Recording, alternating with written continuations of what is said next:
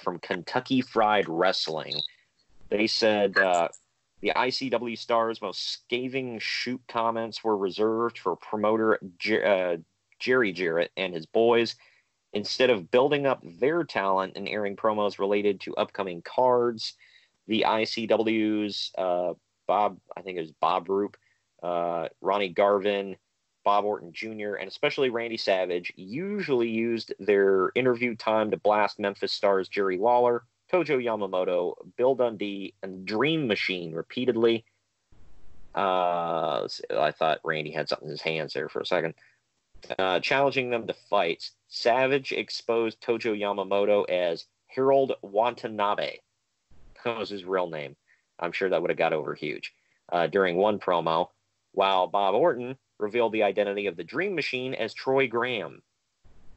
Bob Roop, a legit badass, threatened to stretch Lawler, while Savage continually goaded, quote, Jerry the Queen Lawler. The guy from Kentucky Fried Wrestling said, to me, they came off as a bunch of badass renegades. ICW even placed newspaper ads challenging Lawler and Dundee to show up on ICW cards to face Roop, offering thousands of dollars if they could last 5 or 10 minutes with the former amateur star.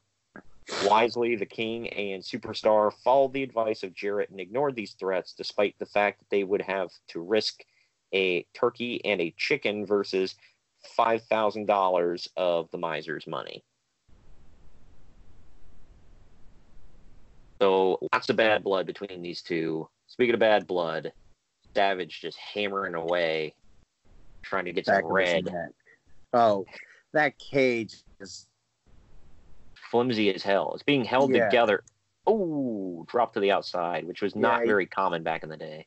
Randy was going to do something else, and then he grabbed a hold of that cage, and he's like, no, brother, I'm not doing that. With as much money as that territory would rake in on a weekly basis, you'd think they could afford something better besides just, all the chicken wire cage tied up with just like flimsy rope.